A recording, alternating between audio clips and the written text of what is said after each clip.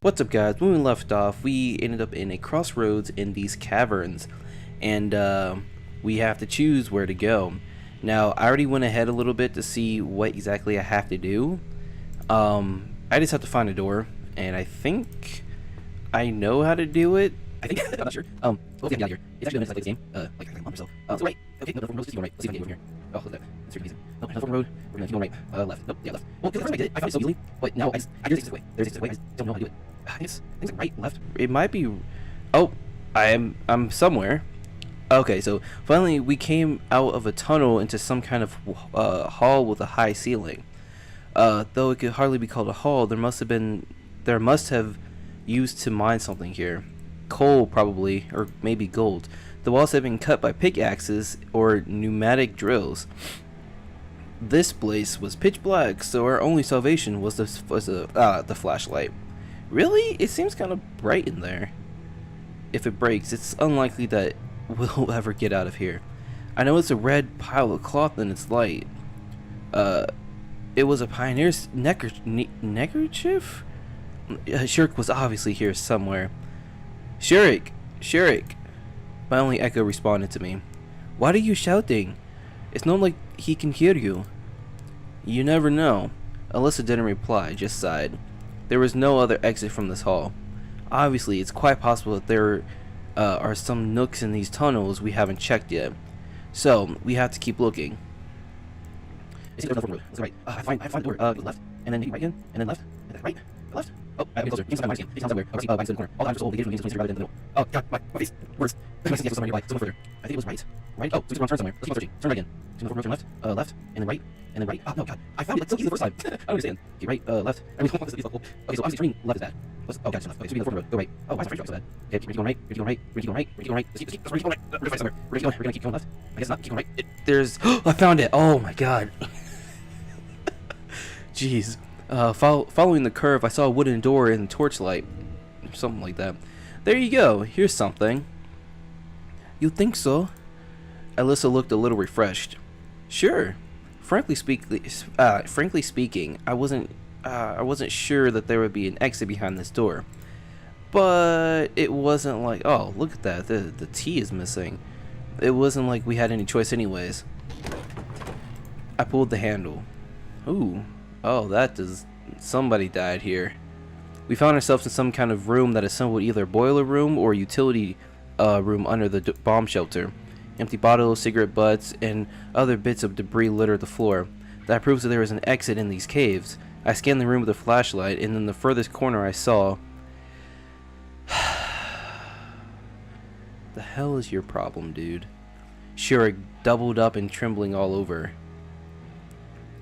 Man, it's been less than a minute. Shurik! Who is that? He stammered. Shurik, we've been looking for you all night, and you're just sitting here? Get up! I'm not going anywhere. He started quietly, but then with every word his voice gained strength until he was shouting at the top of his lungs. No! I won't go anywhere with you. You don't exist. You aren't here anyway. It's a hallucination. It's unscientific. Yeah, unscientific. What do you mean by you aren't here? Here we are. We came searching for you. Alyssa had remained silent until now, but then she let go of my hand and took a few steps towards Shurik. What are you doing? I asked quietly. She hesitated for a moment, but proceeded as if not hearing me. Oh, did she slap him? Oh, Jesus. Finally having to come close to the lost pioneer, Alyssa fetched him a scathing slap across the face. Look at his eyes! Look at his eyes! Oh my God! Hold on. Alright, what's going on down here? I am so confused. But let's read Alyssa's part. I've actually been doing a little bit better with my Russian accents lately, so hopefully I don't let everybody down like I usually do. You nearly died while searching for you. Oh, we nearly died while searching for you. Oh God, hold on. Russian accent. We will kill the goats with the flesh of your human bones. Oh God. Let me think. Russian accent. We will feast on the boar once we rip its tusk out of its face. Okay. Yo, we nearly died while searching for you. Uh, those damn woods at night. The bomb shelter. That bomb shelter. These freaking mines. Ah, I can't get it down. The Russian accent's leaving. I'm one of the masks with bruises. Thanks to you. And and you what? You're just hanging out, drinking booze, and seeing pink spiders? You bastard. Shurik stared at her with a bemused look. Now then, get your ass up and move. No. He began to whisper quietly. No. And somewhere deep inside, on the very edge of my awareness, I got the feeling that something really bad was going to happen now. It happened. A premonition, intuition, or just my analysis of the situation. From the way Shurik was sitting, or the expression on his face, hinting at his following actions. Oh, shit. And probably all of that together, I rushed to Alyssa, the light furiously jumping all over the room and highlighting Shurik's face for a second, twisting with madness. He was wielding a metal rod as if it had been a moment too late. He had definitely have smashed Alyssa's head with it, but I made it.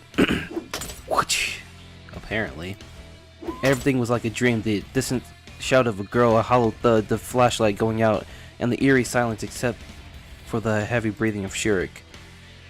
It took me a while to come to my senses. What are you doing, you jerk?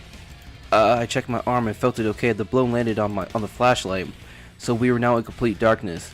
You won't get it. Won't get me. Shurik's hysterical laughter was quickly fading into the distance. Hey, where are you going? Get back here. We won't get it. The yell vanished into the distance. What a freak. I've tried to fix the flashlight in the darkness. No way Shurik had smashed it into pieces with the rod. Then I suddenly thought of Alyssa. Are you okay? I heard a quiet sob, and at the same time I felt an embracing hugging me tightly. It's okay. It's okay. It's all over now. Everything's fine. Well, in fact, nothing was fine, but I needed her to get a grip on herself, otherwise we stood no chance of getting out of there here alive. I tenderly caressed her head. I wonder, Alyssa crying, is that a funny thing? Maybe in different circumstances. I'm scared. That's okay. I'm scared too. I noticed a strong and sudden transformation in Alyssa. But what the heck? Anyone could be scared in these circumstances. Moreover, she's a girl. What time is it? But why am I scared? No, not scared. Why am I so able to keep my mind clear and make sense and speak sense? Might it be because I have no worry about more than just myself? Okay, come on. We just have to get out of here anyway. Hold on just a second. Where? She have a light? Alyssa said quietly, and the room became illuminated by the dim flicker of a lighter's flame. Where did that come from? The statue. And she forced a gentle smile and handed me the lighter. Alright. I quickly swept my eyes over the room, searching for something that could be used as a torch. There was something tattered rags and a rod among the debris on the floor.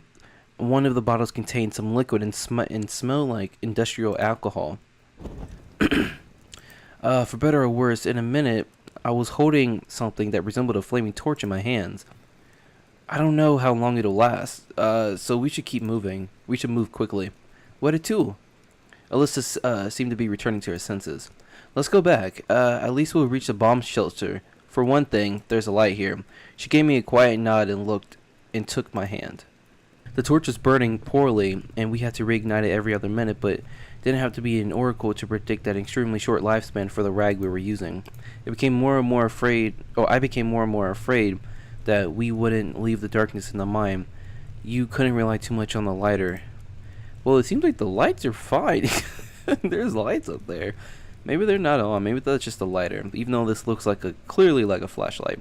However, we reached the hole and led up to the catacombs. Pass. Ooh, there's a hole. We struggled to get up, climbing over the rocks almost blindly. Okay. Where are we going now? Asked Alyssa, getting her breath back. What do you mean? We were going to that room with the bunks and cabinets. Which way was that? I opened my mouth to reply, but suddenly realized that I had not the slightest idea. The hole looked the same from all the sides, just like the walls, the floor, and the ceiling. We had not a single hint to indicate the right direction. Well, Do you know?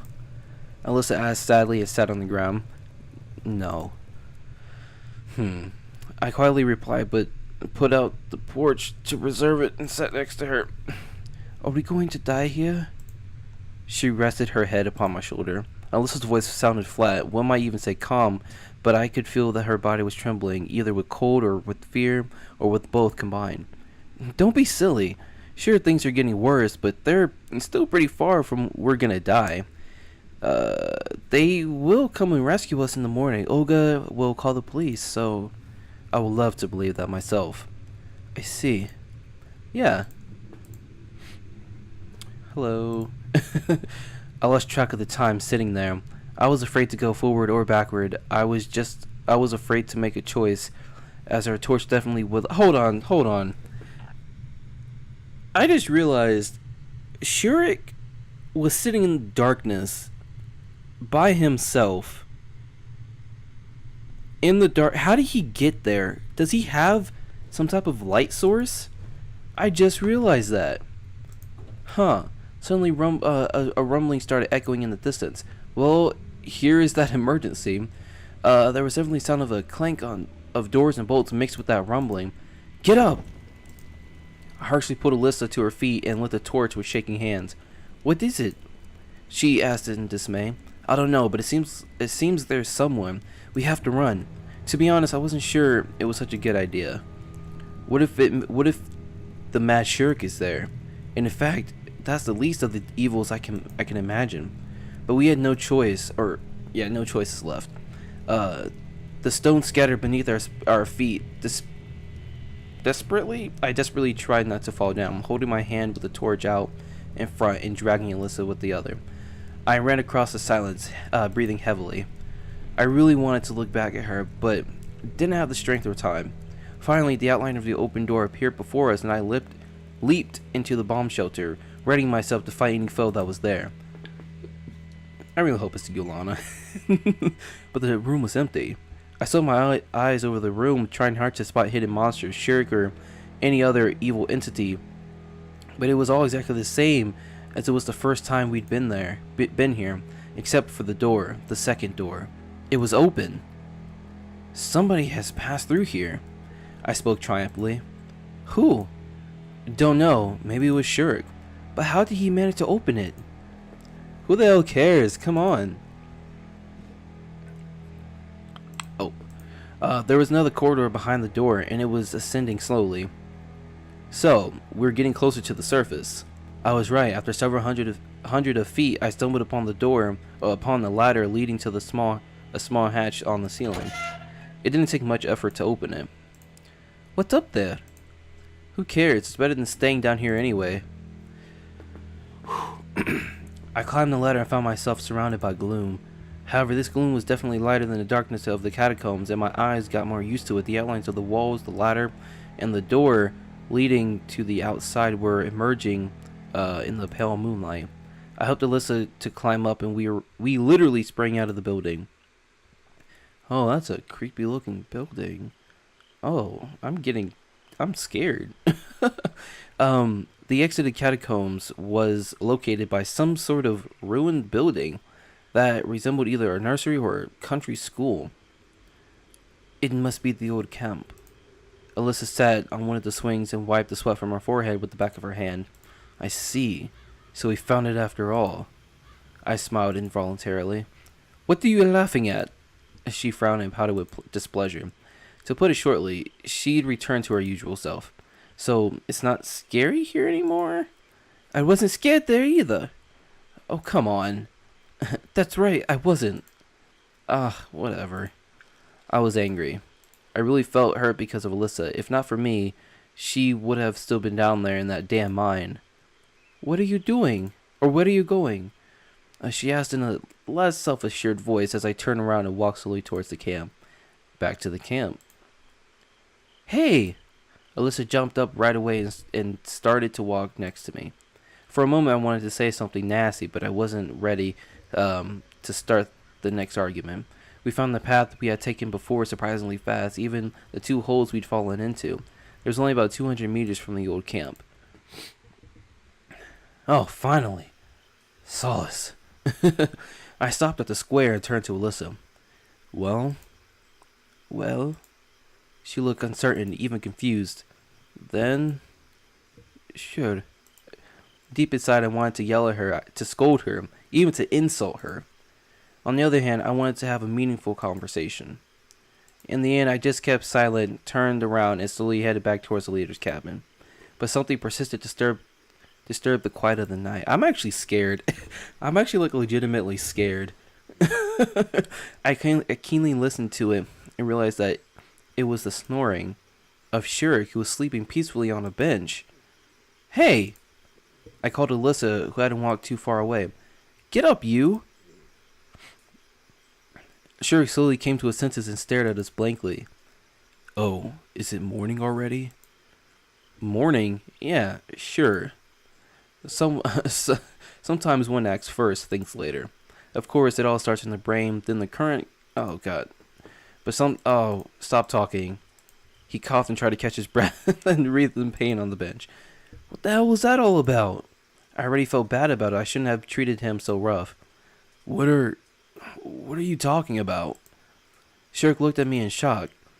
In the mine. What mine? He turned his head, completely confused. And why am I here? And why are you here? Stop fooling around. Alyssa barged into the conversation. You nearly killed us there. And now you're going to pretend like nothing happened? What happened? You really don't remember? Not a thing. Okay, so what is the last thing you do remember? Shirk tried to concentrate. Well, I was on my way back to the old camp in the morning. I knew I could find some hardware for the robot there, so? And that's all. I don't recall anything since then. Then I just woke up. I let out a heavy sigh as I turned away. Well, I guess. Go ahead, sweet dreams. Hey, where are you? I ignored Alyssa and stumbled away to Olga's cabin. She stayed arguing with Shurik. Oh, look at those beautiful stars. I sat in the deck chair and looked up at the stars. This night they seemed to be brighter than that usual. Perhaps they seemed so because not too long ago my only source of light was a dim flashlight, and then that torch. The stars are brighter than a flashlight and obviously a torch. Most of the stars, I guess, are even brighter than the sun, but they're so far away. So, why have you come? I asked without even turning my head. Alyssa's footsteps could be heard well in advance in the silence of the night. Well, I think this is a good place to stop the video. I'll see you guys in the next video, whenever that'll be. I don't know if I'll be able to keep posting my videos out more frequently, just because I don't really have the privacy of my own self to record this specific type of video. But I will get them to you as fast as possible, because I really want to see the ending of this and also the other endings of this visual novel. So stay tuned, and I'll see you next time. See ya.